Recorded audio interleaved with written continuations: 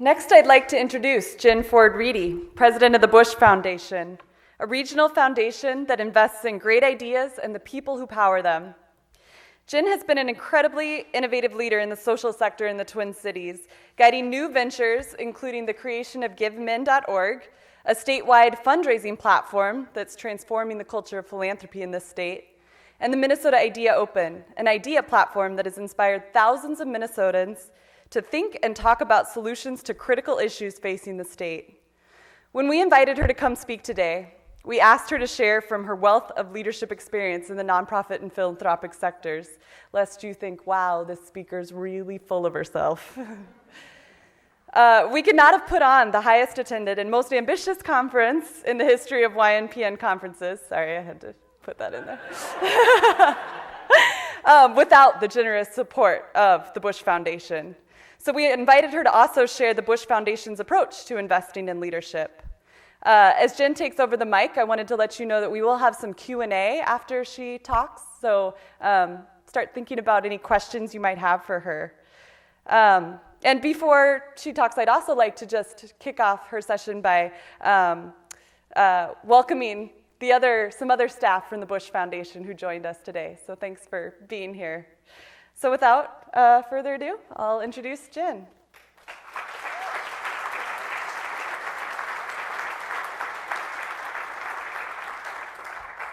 Good morning.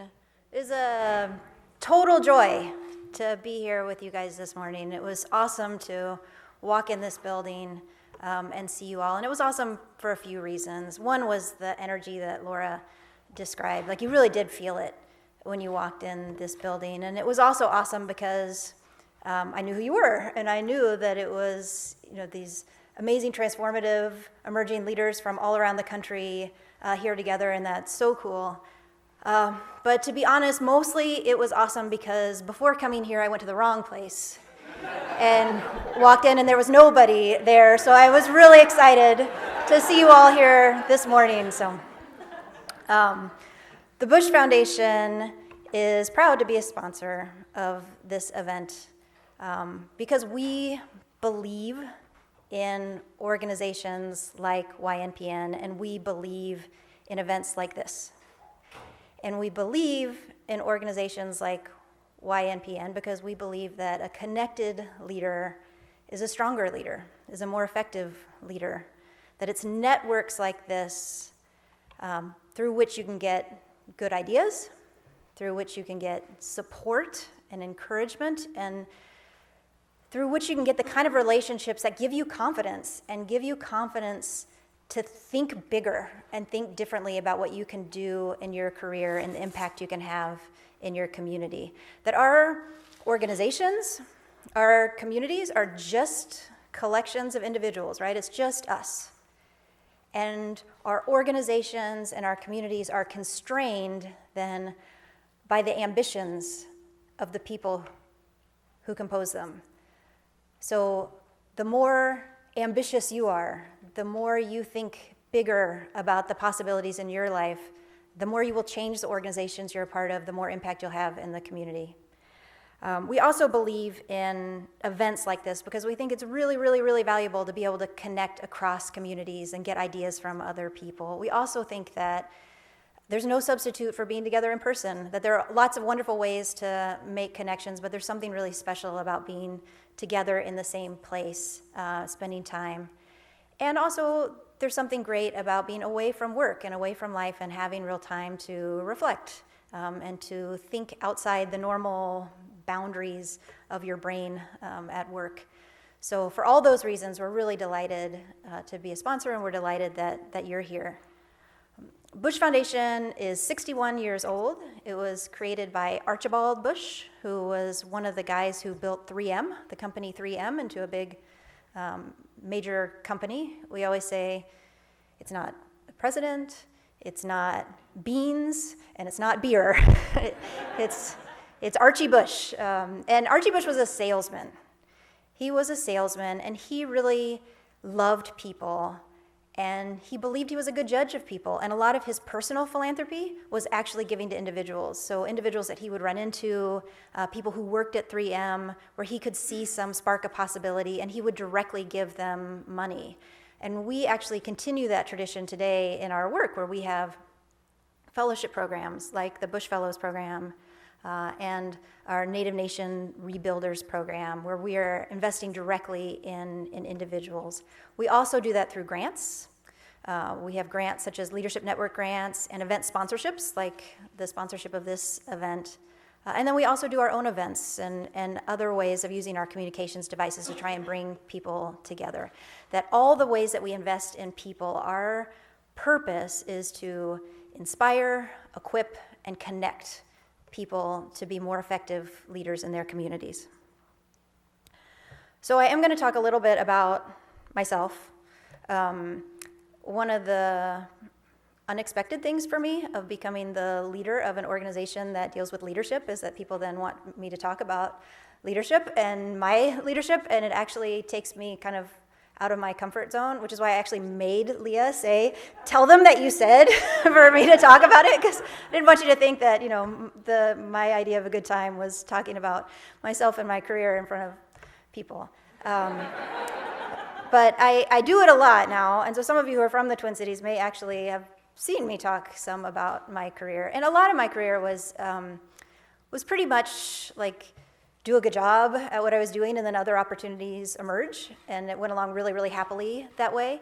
But there was one moment in my career where I actually did some deep thinking and then visualized my dream job, and that turned out to really be an important moment in my life, because it gave me clarity about what I was moving toward, and it actually led me, for the one time in my entire career, to make a deliberate decision about getting a different job, because I could see that that was the job between where I was and my dream job.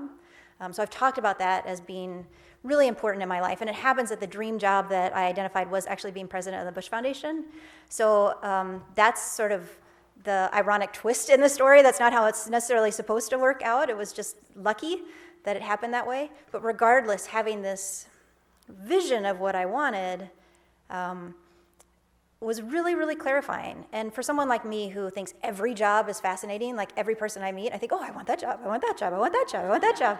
It was really nice to do the deep thinking and have a picture for myself, and it actually helped me rule out most of the opportunities in the world and say, no, this is what I want to do to get there. What I haven't ever talked about publicly is how I figured out what the dream job was. And so that's what I want to talk about a little bit today. The only reason I even started thinking about this at all, was because somebody asked me. I wasn't smart enough to think on my own, oh, I should have a vision of what I'm trying to get to. Someone asked me, and at the time I was leading the CEO Civic Initiative, and one of the CEOs, who was the CEO of a company in town, started really asking me, what did I want to do? And that's what got me thinking at all. But what she asked me, it's interesting, she didn't ask me, what's your dream job? What she said was,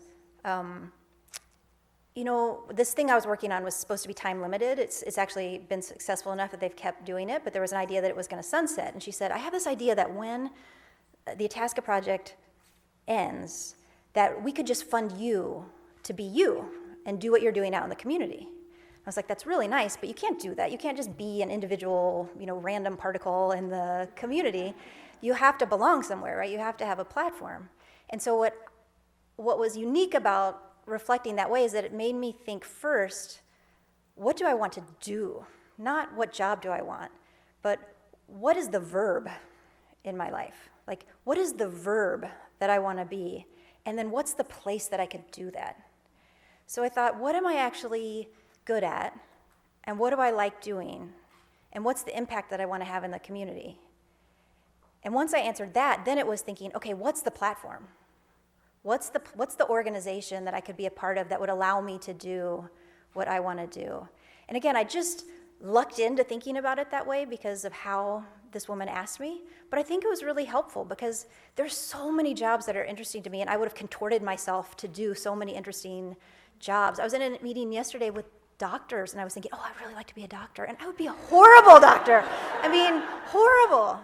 In my house, my husband has forbidden me from saying anything to my children related to science. Like, there's an absolute ban. Like, I would have been horrible in medical school. I would be a horrible doctor.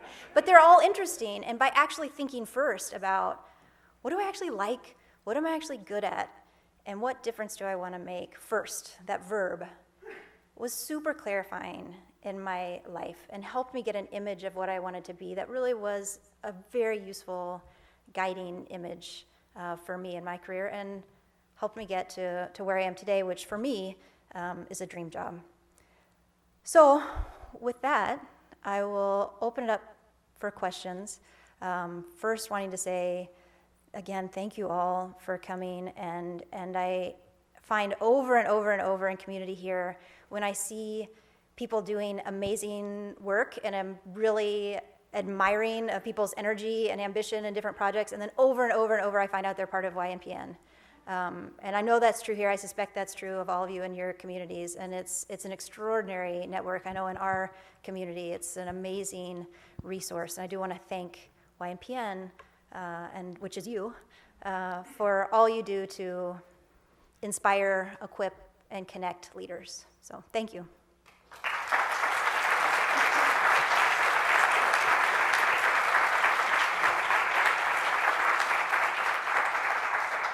So, are there any questions? Yeah. I'm Ernest. Hi, Ernest. My question is, so what skill did you pinpoint as the thing that made you feel like you would be in your dream job as president of the Bush Foundation? I mean, you asked the question of what am I good at, what do I like to do? Yeah. Where are you good at? Well, you're making me even more miserable, so thanks for that. What I found through the job I had at that time, which was the Itasca Project, was something that I thought I was good at, was at community problem solving. So I was good at figuring out how to work with a bunch of different types of organizations and different types of people and try and bring them together to identify, what do we agree on and what can we get done. So I would define it broadly as sort of community problem solving. And I also knew that I liked working on different issues all the time. That I didn't like just being a one-issue person. I loved jumping into a new issue and learning all I could about it and then figuring out what to do there. So it's those two things combined. What I knew I loved, the different issues, and what I thought I was good at, which was that community problem solving, that I felt like, the perfect platform for that is actually working at a foundation where you have the flexibility of moving on different issues, and you also had incredible flexibility for how you do your work and being able to work beyond the borders of the foundation and work with people in nonprofit and for-profit and public sector. So, thanks.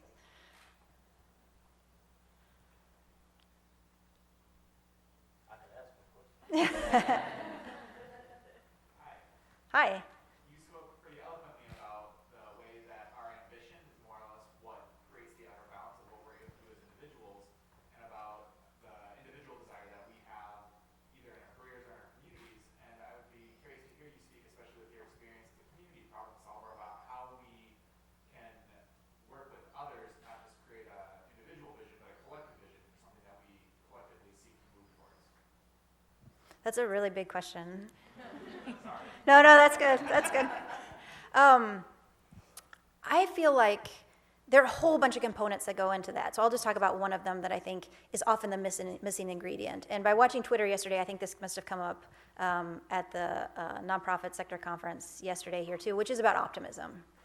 Like it's about bringing people together in a way that isn't just like we have this terrible problem and let me put out the worst data I can to show that my problem is worse than your problem so I can get more attention for my problem.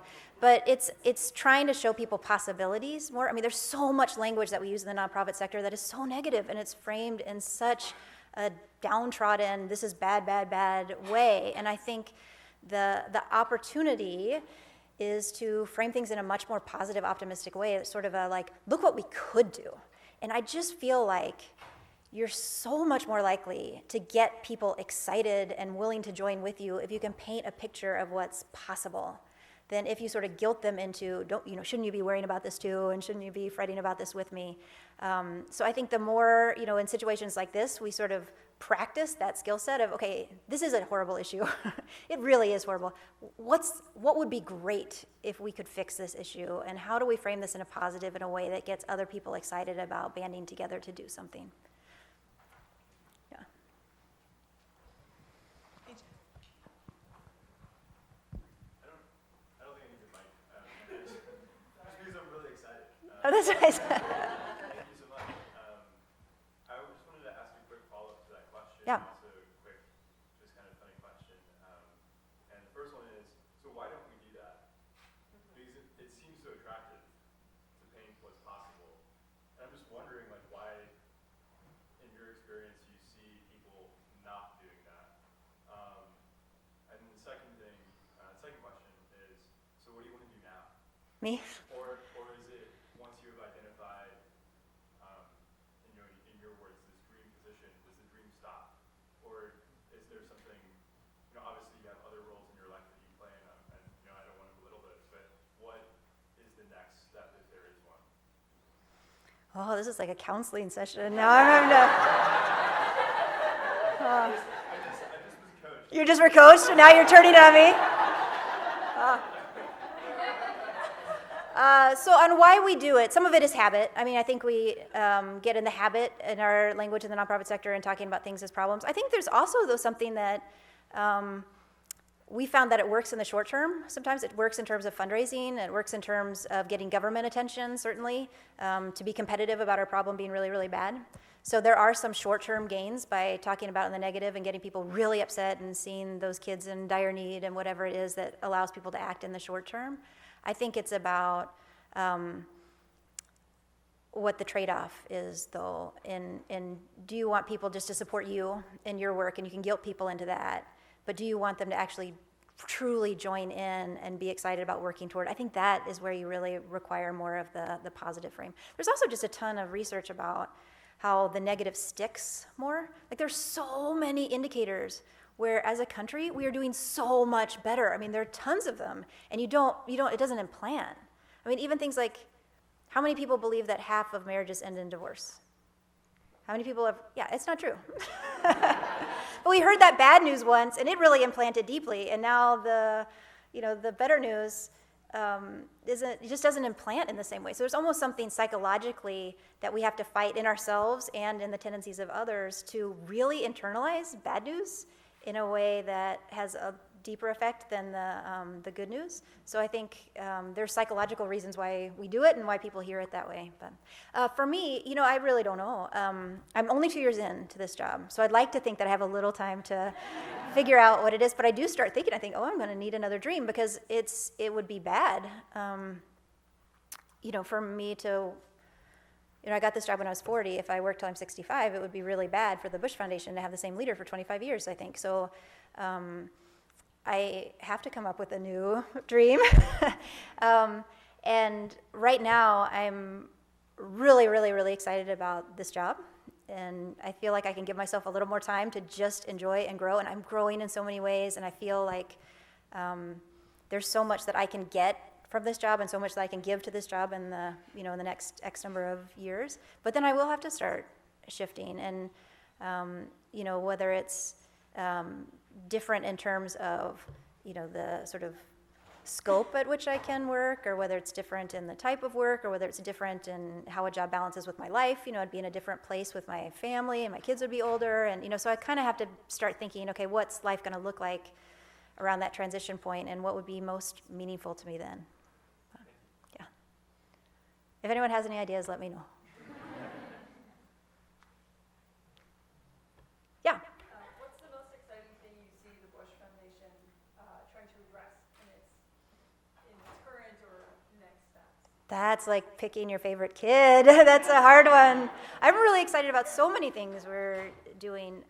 One area of our work was focused on community problem solving, and we've changed a lot of how we do that work, where we have more grant programs, getting more money out to communities, and it's so fun to see what people are doing with that. I love our work on leadership. I really believe, kind of to what Laura was talking about, sort of this ecosystem philosophy of philanthropy, that it's about getting the money out to individuals and organizations and sort of creating this environment that's more conducive to change, that we can't always pick what that change is. I also love our work in Native nations. I think is one of the coolest things we do. We partner actually with tribes to do work on governance. So we've actually been a part of, or are a part of, multiple nations right now who are redoing their constitutions. Like, I'm a political science girl, and that just blows my mind. Like, that you go and meet with them, it's like, this is the constitutional committee for their nation. That's amazing. So that work really energizes me. And then we're about to be able to start making some new investments in education, which is a real passion. So I'm really excited. We'll start making we've been in a $40 million 10-year initiative. So the money's been tied up for a while, and we're about to start being able to have new money to invest there. And I'm really, really, really excited because there's so much good work going on in education right now. It'll be fun to be able to hopefully amplify some of those efforts.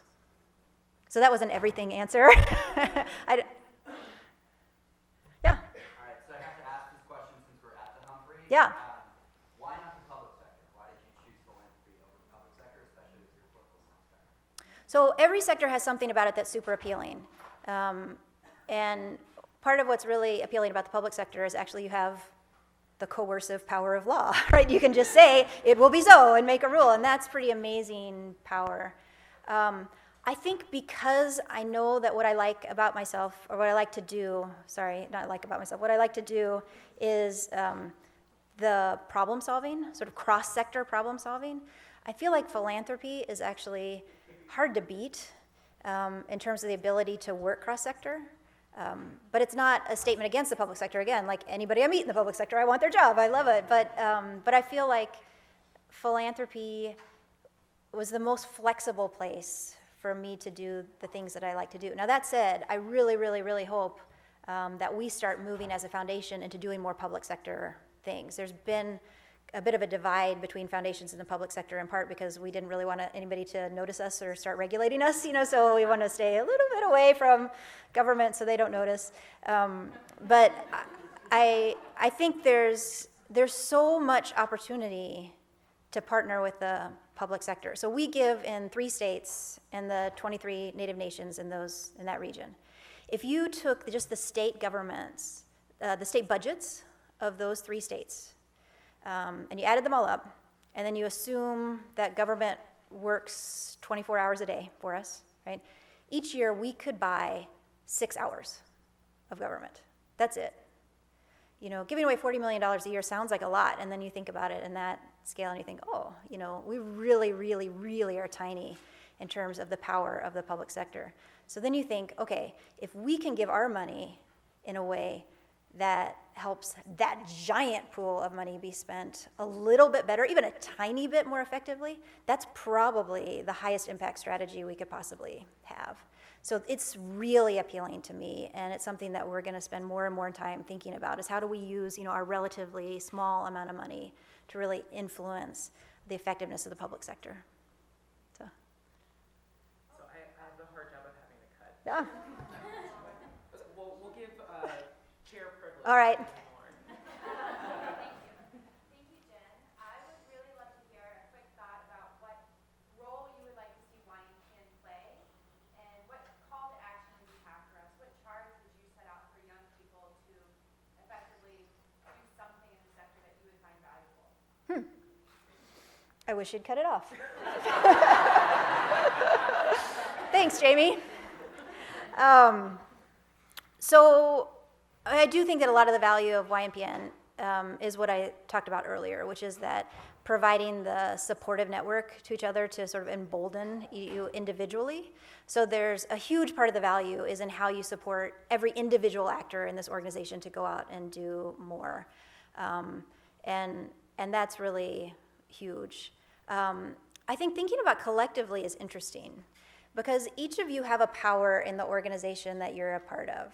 And I do think that even if some of you may feel frustrated in your organizations right now, that organizations are paying attention to younger folks in their organizations more than ever before, or at least realizing that they should if they don't know how to do it well. I think there's an opportunity. If you guys wanted to be a tidal wave influencer and kind of all go back and get your organizations thinking about some issue or doing something differently, I really do think you have the power to have a huge culture change across the nonprofit sector. So a issue that I care about a ton is working on cultural competence. And I do think that there's a bit of a generational thing there in how attuned people are to the value and importance of cultural competence, and recognizing that it's not just about being nice. It's actually, do you have the skill set to interact with people? And it's actually a muscle that you build and practice.